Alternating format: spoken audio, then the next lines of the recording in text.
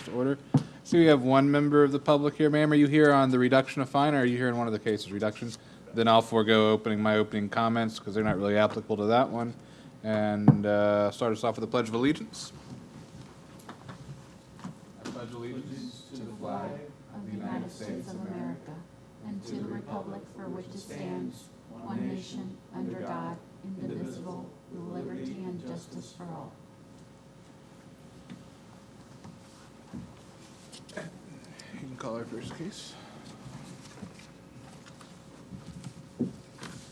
Case 2019-1845, Clara Faye Johnson, owner, location of violation 721 McKay Street, St. Cloud, Florida. Violation, St. Cloud City Code, Section 24-162A. Description of violation, failure to prohibit but rather allowed high grass weeds above the height of 8 inches at this location. Good afternoon, Pam Neal, City of St. Cloud Code Enforcement Officer. Ma'am, Oh, I got ahead of myself, sorry. do you swear or affirm the testimony you give us the truth, the whole truth, and nothing but the truth? I do. Thank you. Okay, let's try this again. Good afternoon, Pam Neal, City of St. Cloud Code Enforcement Officer. I am presenting this case for the property located at 721 McKay Street. At this time, I would like to enter into evidence the following items. Copy of the notice of violation sent by regular mail, copy of the notice of violation sent by certified mail, copy of the statement of violation of notice of hearing sent by certified mail, copy of the PowerPoint presentation, copy of the affidavits of postings, the certified mail receipt, a copy of the deed to the property, copy of the code section in violation, copy of the cost incurred if the special magistrate finds a respondent in violation in the amount of $240.10.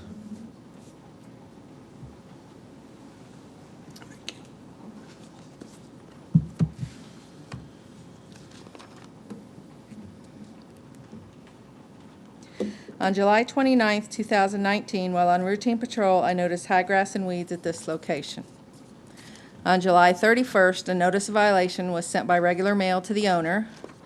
On August 12th, a reinspection was made and the grass and weeds were not mowed. On August 12th, a notice of violation was sent by certified mail to the owner, and I took 3 photos.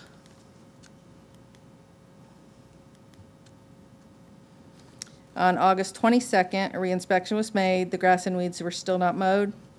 I took 4 more photos. It's a vacant lot. Yes. On August 23rd, a notice violation with the new date was sent to the owner and posted on the property and City Hall due to the owner not signing for the certified notice. I took 4 more photos.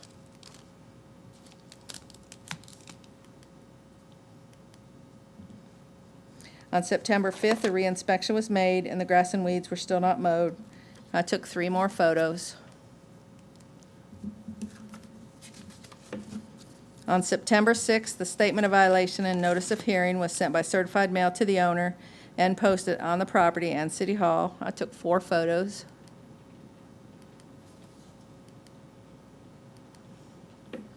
On September 16th, reinspection was made. The grass and weeds were still not mowed. I took 3 more photos. On September 17th, I went by the property and the grass was still not mowed. I took 1 photo. And the respondent is not here today. It is the city's recommendation that the respondent be found in violation of allowing high grass and weeds to be above the height of 8 inches at this location and to have the grass and weeds mowed by September 30th, 2019, or pay a fine of $100 a day until compliance is met. And that concludes my presentation.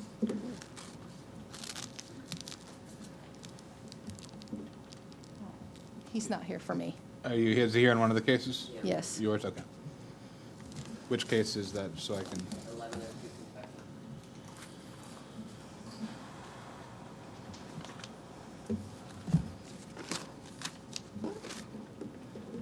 Any communication from the respondent at all? No, sir. Nothing. And you mentioned 1 notice not being signed for. Have any of them been signed for? No, sir.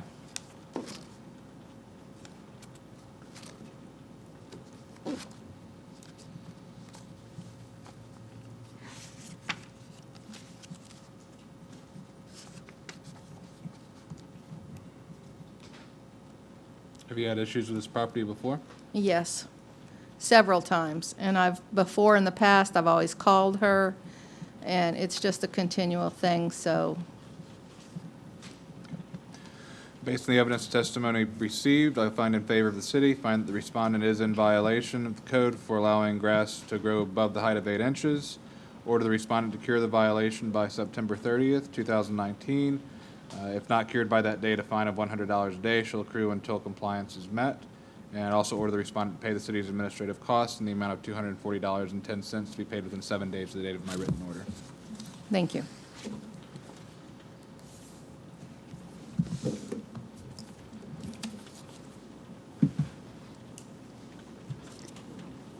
Case, oh, sorry. Madam Chair, if we have no objection to taking Mr. McClure's case next since he's here, if that's Okay. okay with It's you. fine with me.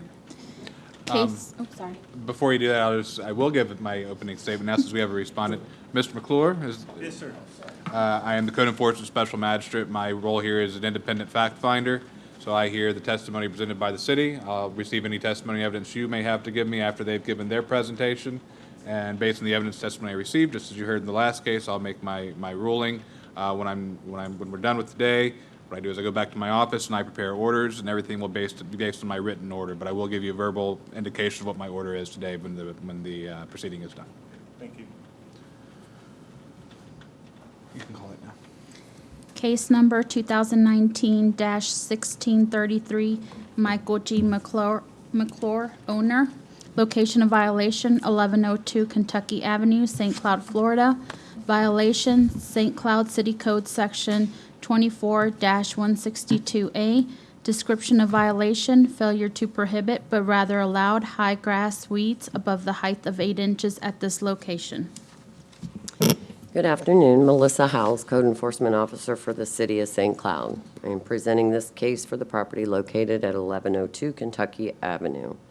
At this time, I would like to now enter into evidence the following items: a copy of the notice of violation sent by regular mail, a copy of the notice of violation sent by certified mail, a copy of the statement of violation and notice of hearing sent by certified mail, a copy of the PowerPoint presentation, evidence of mailings, the code sections in violation of, a copy of the deed to the property, and a copy of the cost incurred if the magistrate finds the respondent in violation in the amount of $196.60.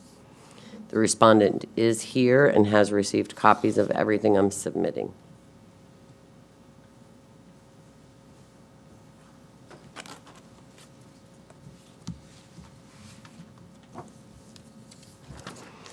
On July 10th, 2019, during routine patrol, I noticed the grass was high and in violation at this location.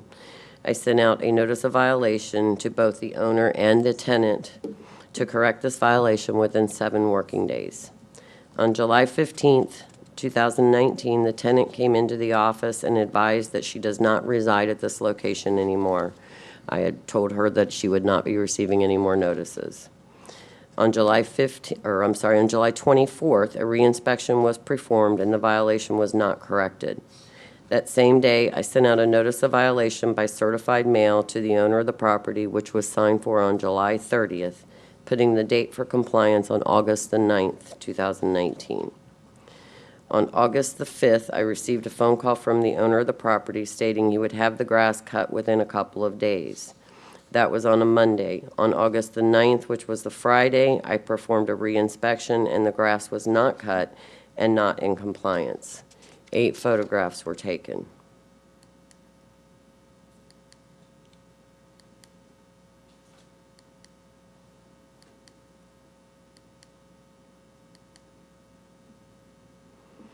On August 13th, I sent out a statement of violation and notice of hearing to the owner of record. On August 16th, I received a call after hours from the owner of the property. On the 19th of August, I called the owner back, and he advised that the grass was cut on August the 9th, and he had photographs. I explained that when I went to the property on August the 9th, I re-inspected the property, and it was still in violation, and I took photos while I was there. I advised I would go back by and check the property, and if the property was in compliance, I would only be asking for a finding and no fines except for the cost incurred. I did go and re-inspect the property that day, and the grass was cut and the property was in compliance. It is the city's recommendation that the respondent be found in violation of high grass over 8 inches in height by the time specified. The city would also request that the cost incurred in bringing this case before the magistrate in the amount of $196.60 to be paid within 7 days of the written order by the special magistrate. I would also like to advise, I wish I had printed this out, that this property has been in violation numerous times. We've cited the owner. I understand he doesn't live within the city, and that he does have issues with the tenants mowing the grass. However, it just reached a point where we needed to get this to the magistrate and get a finding on the property. So that concludes my presentation. The respondent is here and probably would like to speak. Mr. McClure, and before you do, since you missed when I swore everybody in, if I can swear you in before you start speaking, do you swear from the testimony you give us the truth, the whole truth, and nothing but the truth? I do. Thank you.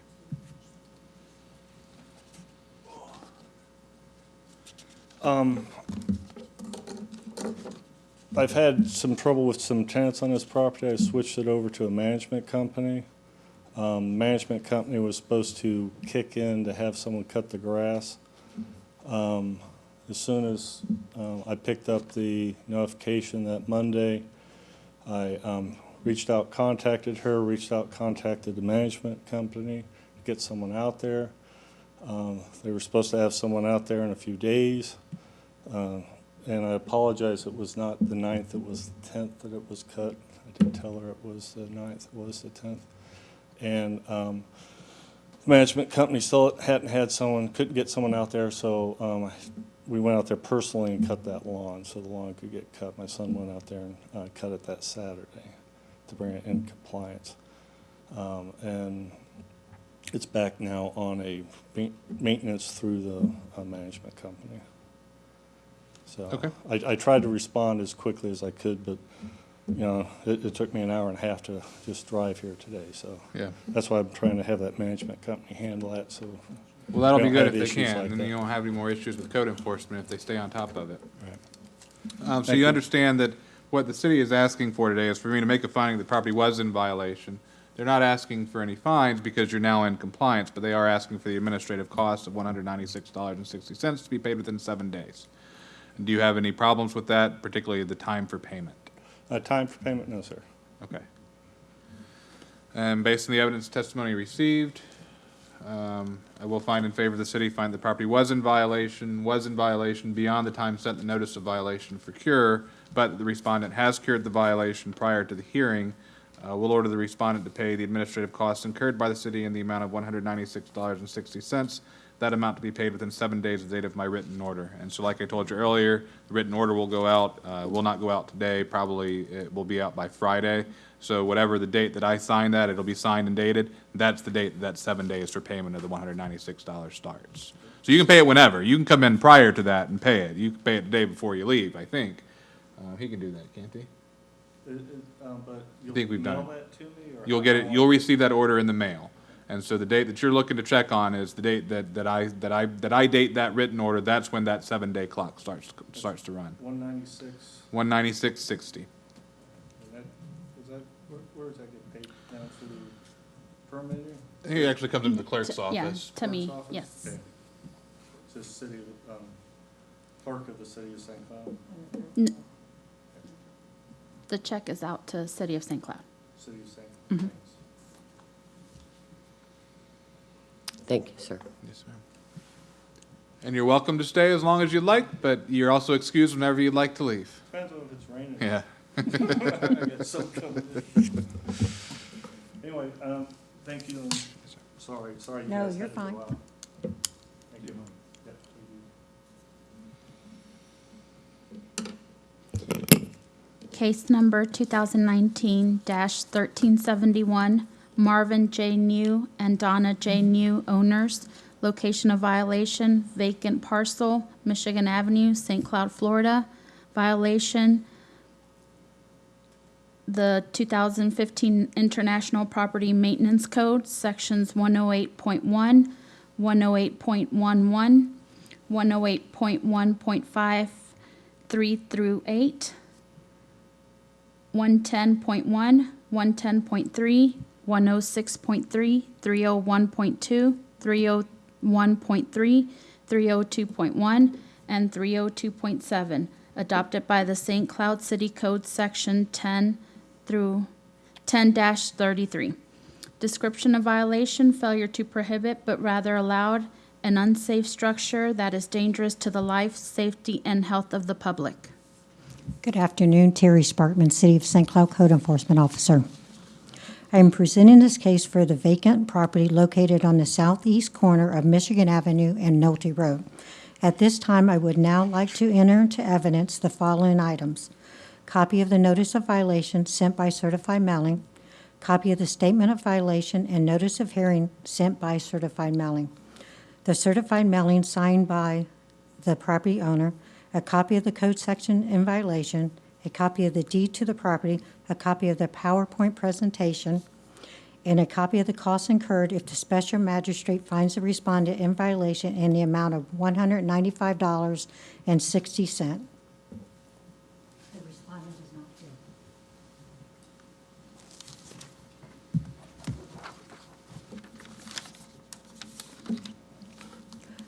On June 11, 2019, while on routine patrol, I noticed that the accessory structures located at this location had been in an unsafe condition due to a fire for quite some time. 5 photos were taken. Officer House emailed the Fire Marshal, Richard Tonks, requesting the date of the fire to verify how long... Terry? Yes. Slow down a little bit. Oh, I know, I'm And can sorry. I see the photos? Yes. Okay. All right, let me go back. Okay, here we go. I took 5 of them.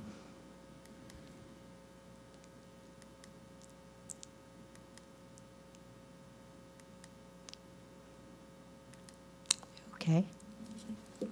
So 2 structures, so this picture's a good one for me to understand. So I see, looks like the one that's still standing, there's damage to the side facing the camera. Am I Correct. seeing that right? And Correct. the other one is completely down. Correct. Okay. Okay. Sorry about that. Okay, let me back up then. Okay, Officer House emailed the fire department, Richard Tonks, requesting the date of the fire to verify how long the structure had been setting as a unsafe condition. It was verified the fire was on November 21st, 2018, and it had been 7 months. Officer House also contacted the building official, Bob Dethridge, who confirmed the buildings were unsafe and condemned which constitutes a hazard to the health and safety of the public. Okay, so I already showed you the pictures. Okay, on June 12, 2019, I mailed the notice of violation by certified mailing to the owners of record advising the violations of having unsafe structures on this parcel.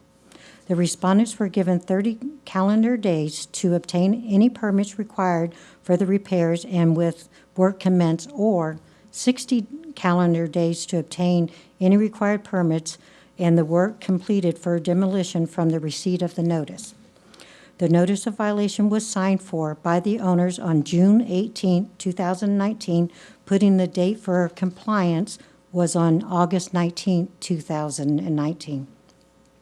On August 19, 2019, a reinspection was performed and one of the accessory structures were knocked down but not removed. 2 photos were taken. Okay, so they actually knocked that down. Correct. Okay.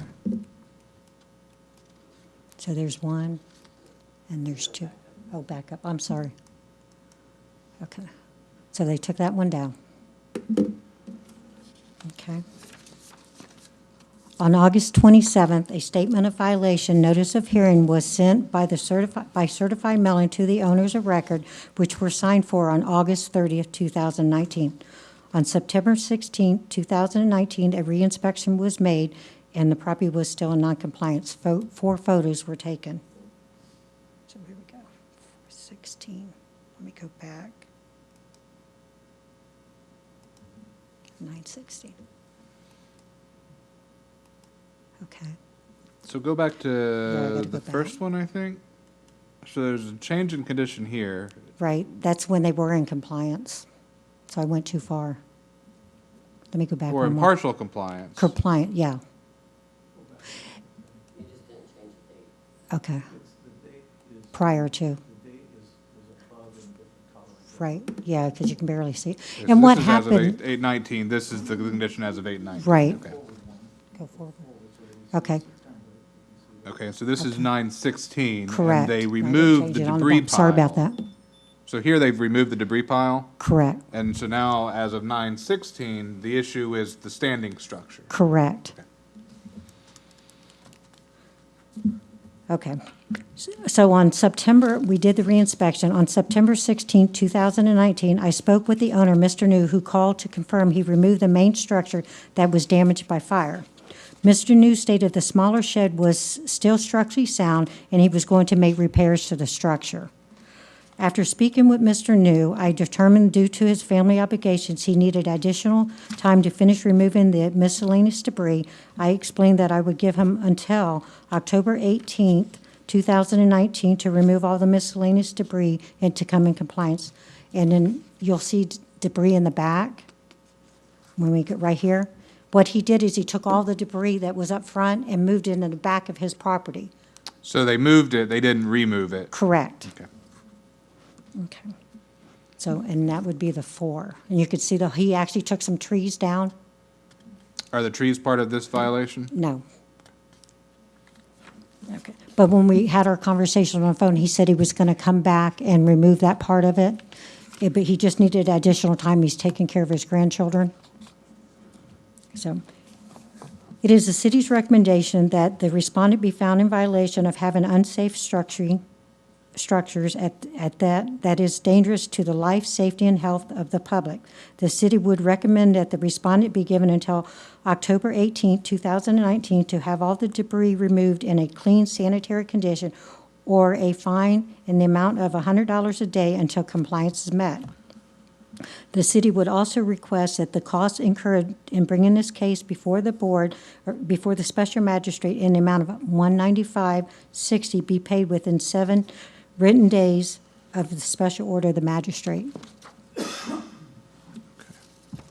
Can you go back to the one that shows where the debris pile had been moved, but where it does show that section graded off a few more back? Okay. Yep, that's a good one. That Okay, one's fine. okay. So when you talk about removing the debris, we're talking about what's been moved towards the back of the lot, I understand that.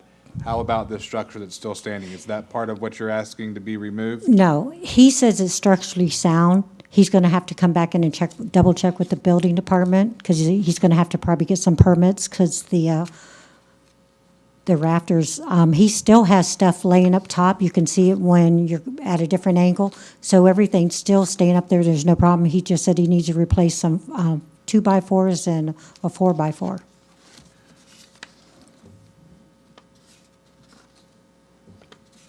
Is it part of code enforcement's finding that this building is part of the unsafe structure violation occurring on this property?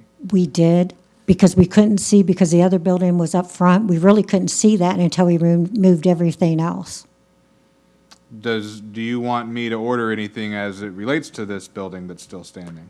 Just have him check with the building department to verify it's still structurally safe. Okay, so you're not So- asking for him to do anything within the next 30 days or any specific time period to that building? I would say within the 30 days, if he's going to have to get a permit, he needs to at least apply for it and obtain the permit. Yeah, okay. And that's where I was going to. That's why I was asking those questions, because I'm not particularly comfortable letting that one kind of float in limbo. Okay.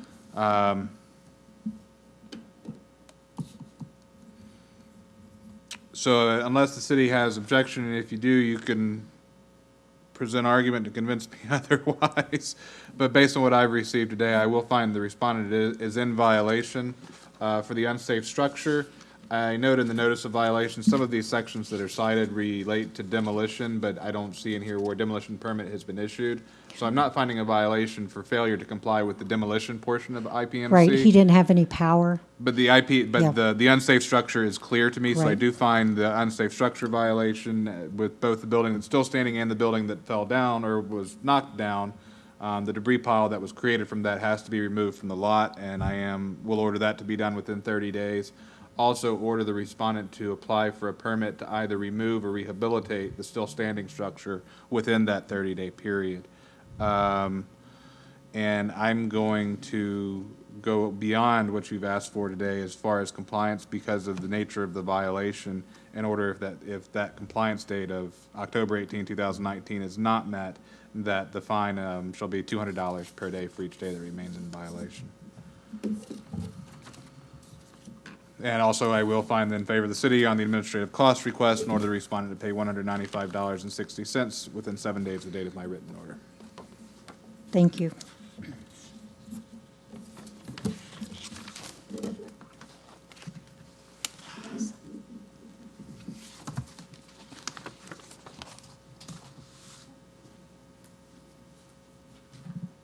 Case number 2019-1903, Kendra Padilla Bueno and Garrison Bueno, owner, location of violation 2022 11th Street, St. Cloud, Florida. Violation, St. Cloud City Code, Section 24-162A. Description of the violation, failure to prohibit but rather allowed high grass weeds above the height of 8 inches at this location.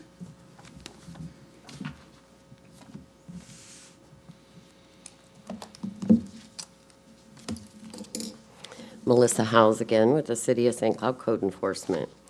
At this time, I would now like to enter into evidence the following items. A copy of the notice of violation sent by certified mail, posted on the property in City Hall. A copy of the statement of violation and notice of hearing sent by certified mail, posted on the property in City Hall. Copy of the PowerPoint presentation.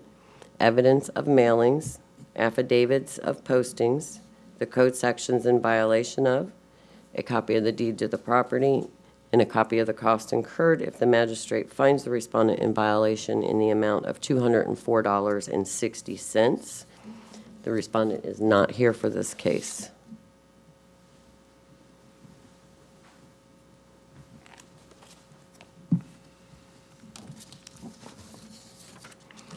On August 6, 2019, during routine patrol, I noticed the grass high and in violation at this location. I contacted one of the owners of the property, Kendra Buno, and advised her of the violation. I gave her 1 week to get the property into compliance, or I would be posting the property again. This is an ongoing issue with this property. It's the first time I've heard it, Well, I mean, as far as occurring violation. but it is the first time I've heard the Yes, case. sir. Okay. Yes, sir. On August 14, 2019, a reinspection was performed and the violation was not corrected. I also received a complaint from the neighboring property on the high grass. I advised the gentleman that I already had a case on the property and I was working on getting the violation corrected. On August 19, 2019, I sent out a notice of violation by certified mail to the owners of record. I gave them 5 working days to comply due to the severity of the violation and being a reoccurring violation. Let me see if I took any photos. No. On August 20th, I posted the property and City Hall with the notice of violation. I did an affidavit of posting, and I took 2 photos. On August 27th, a reinspection was performed and the violation was not corrected. On August 28th, I sent out a statement of violation and notice of hearing by certified mail. I posted the property and City Hall, did an affidavit of posting, and took 8 photographs. That's from the neighboring property that's complaining. And so, going back to that one, I see the area where the grass has been cut. And That's then- his yard. So the property line is probably right there about where the grass gets high. Correct. It's a little bit closer.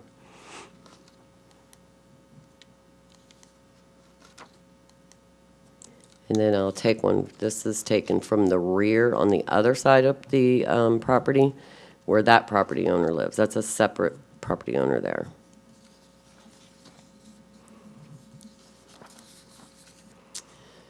On September 11th, I was driving by and I went ahead and took some photographs showing non-compliance.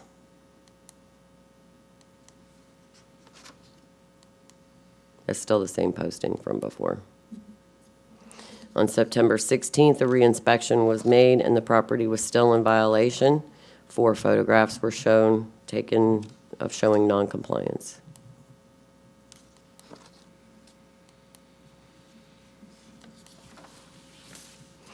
It is the city's recommendation that the respondent be found in violation of high grass and weeds over 8 inches in height by the time specified. The city would also recommend that the respondent bring the property into compliance by September 25th, 2019, or pay a fine in the amount of $100 a day until compliance is met.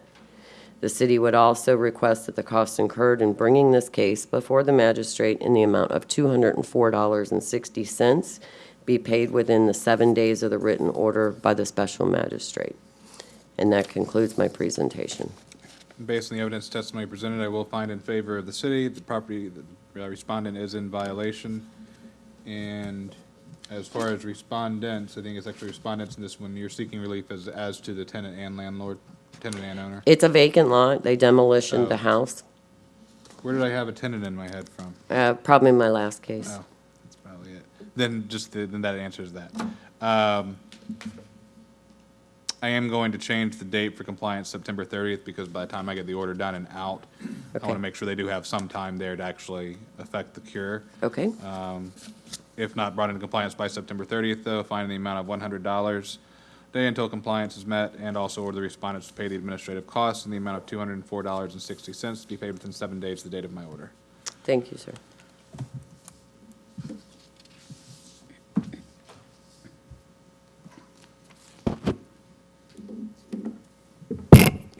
Excuse me.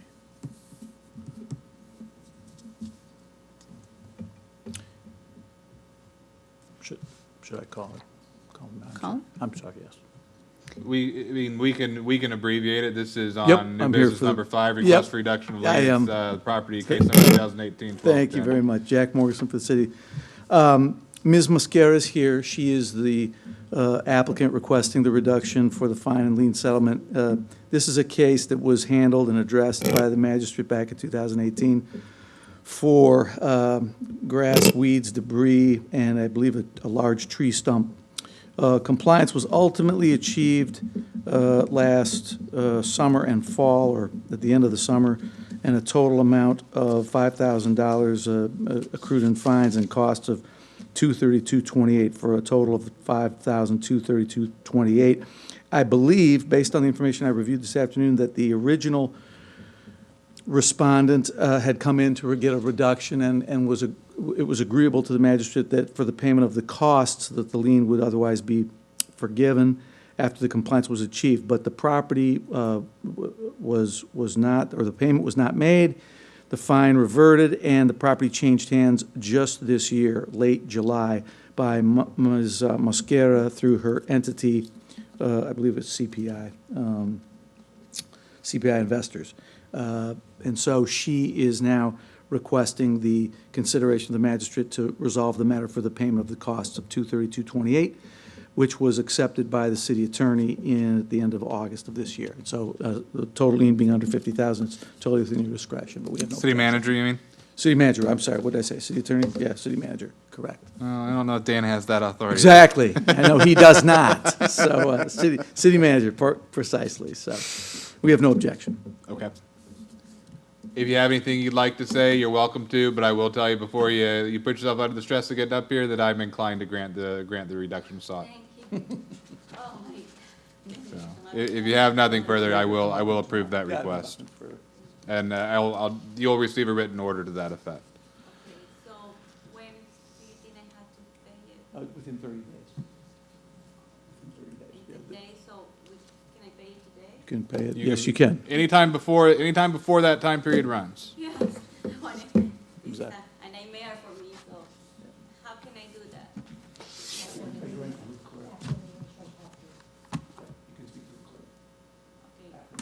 With me. Any further business? No, sir. Next meeting, October 16, 2019. Seeing nothing further, then we are adjourned.